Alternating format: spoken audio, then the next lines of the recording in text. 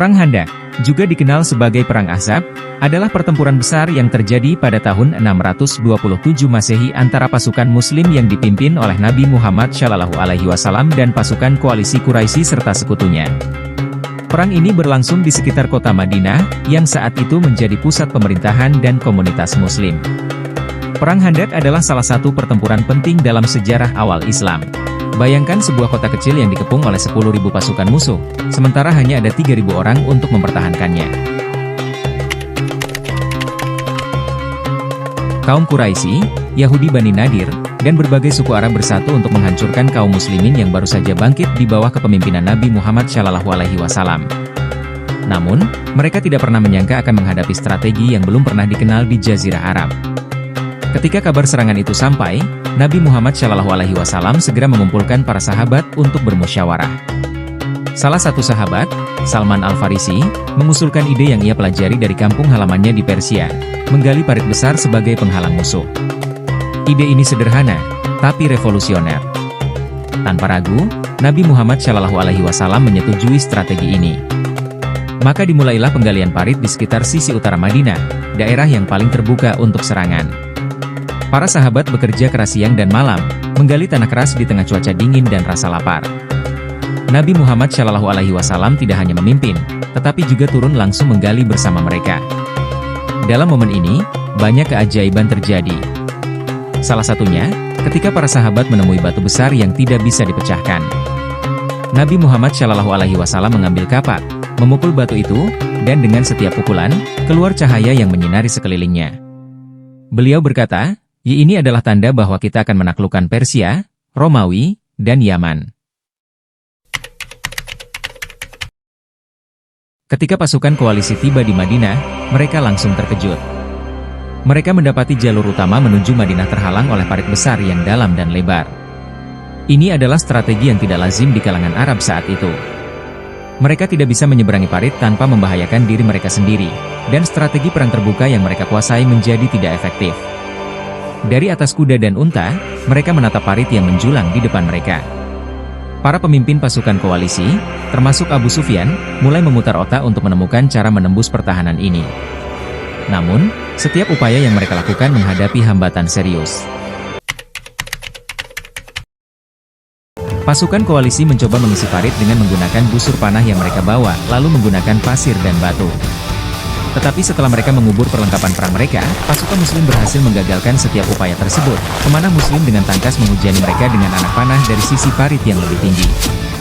Amr bin Abedewud, seorang pejuang Quraisy yang terkenal karena keberaniannya, mencoba menunjukkan kekuatan mereka dengan menyeberangi parit di salah satu titik yang lebih sempit. Dia berhasil masuk ke dalam wilayah Muslim dan menantang siapapun untuk bertarung. Ali bin Abi Thalib, sepupu Rasulullah SAW, menerima tantangan itu. Dalam duel sengit tersebut, Ali berhasil mengalahkan Amr, yang semakin menghancurkan moral pasukan koalisi.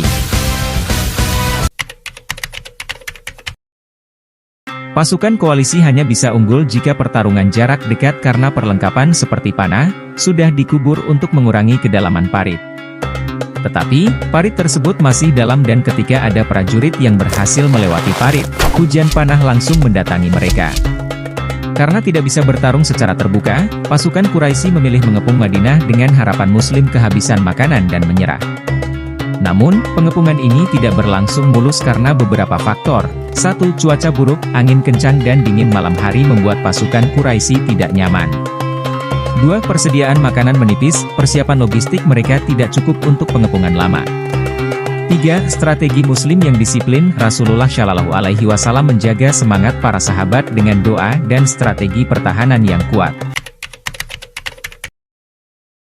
Di tengah perang Khandaq, saat malam turun dan angin gurun menggila, Amr bin Harith menyelinap keluar dari perkemahan Muslim. Ia berjalan hati-hati melewati bayang-bayang, matanya waspada. Namun, ia tidak sadar ada seseorang yang mengikutinya. Hudzaifah bin Al-Yaman bersembunyi di balik batu, memperhatikan Amr yang bertemu dengan seorang utusan Quraisy. Hudzaifah segera kembali ke perkemahan dan melaporkan hal ini kepada Rasulullah SAW. Umar bin Khattab bersama beberapa sahabat langsung bergerak. Mereka menemukan Amr berjalan tergesa, wajahnya gelisah. Begitu ditangkap dan diseret ke hadapan Rasulullah Shallallahu Alaihi Wasallam, ia gemetar. Lalu, perekaman bukti pengkhianatannya ditemukan di pakaiannya.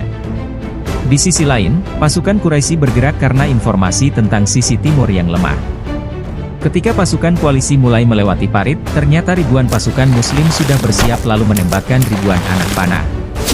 Banyak dari pasukan koalisi berguguran, lalu setelah itu pasukan Muslim turun melakukan penyerangan, sehingga pasukan koalisi yang berada di belakang ragu untuk melewati parit. Akhirnya misi mereka gagal dan kembali mundur ke perkemahan. Hari-hari berlalu, kegelisahan mulai menyelimuti pasukan koalisi akibat stok makanan yang menipis dan cuaca ekstrim yang tidak mendukung. Nabi Muhammad Shallallahu Alaihi Wasallam membalas strategi licik Quraisy dengan mengirimkan seorang mata-mata, yaitu Nu'aim bin Mas'ud yang ditugaskan untuk mengadu domba antara salah satu kekuatan utama pasukan koalisi yaitu suku Ghatafan dengan pemimpin Quraisy Abu Sufyan. Nu'aim menyebarkan kebohongan tentang Abu Sufyan yang berkhianat kepada suku Ghatafan lalu menyebabkan konflik internal. Setelah badai besar menghantam perkemahan mereka, tenda-tenda roboh, makanan habis, dan moral prajurit hancur, Abu Sufyan menyadari bahwa perang ini tidak bisa dimenangkan. Di tengah malam, tanpa memberitahu semua sekutunya, Abu Sufyan dan pasukan utama Quraisy diam-diam mulai mundur dari medan perang. Para sekutu Quraisy yang tersisa, termasuk Bani Quraizah, Ghatafan, dan suku lainnya, akhirnya mengikuti mereka dan meninggalkan pengepungan. Ketika fajar menyingsing, kaum muslim yang berjaga di parit melihat perkemahan musuh kosong. Pasukan Quraisy telah lenyap dalam kegelapan malam, menandakan akhir dari Perang Khandaq. Kemenangan dalam Perang Khandaq menjadi titik balik dalam sejarah Islam. Sebelum pertempuran ini, umat muslim berada dalam posisi bertahan menghadapi ancaman dari Quraisy dan sekutu-sekutunya. Namun, setelah keberhasilan besar ini, Islam mulai memasuki fase ekspansi yang lebih agresif dan strategis. Sebelumnya, umat muslim seringkali harus bersikap defensif. Namun setelah Perang Khandaq, Rasulullah Shallallahu Alaihi Wasallam dan para sahabat mulai mengambil langkah ofensif strategis. Mereka tidak lagi hanya bertahan, tetapi juga mulai melakukan ekspedisi militer untuk menekan Quraisy dan mengamankan posisi Islam di Jazirah Arab. 2 tahun setelah Perang Khandaq, Nabi Muhammad Shallallahu Alaihi Wasallam bersama 1.400 sahabat berangkat ke Mekah untuk menunaikan umrah. Meskipun Quraisy menolak mereka masuk, perundingan menghasilkan perjanjian Hudaybiyah, yang tampaknya menguntungkan Quraisy, tetapi justru menjadi kemenangan besar bagi Islam. Perjanjian ini memberikan jeda perang selama 10 tahun, memungkinkan Islam berkembang pesat tanpa gangguan militer dari Quraisy. Terima kasih sudah menonton, nantikan kisah menarik lainnya hanya di channel Wowus Kisah. Jangan lupa subscribe.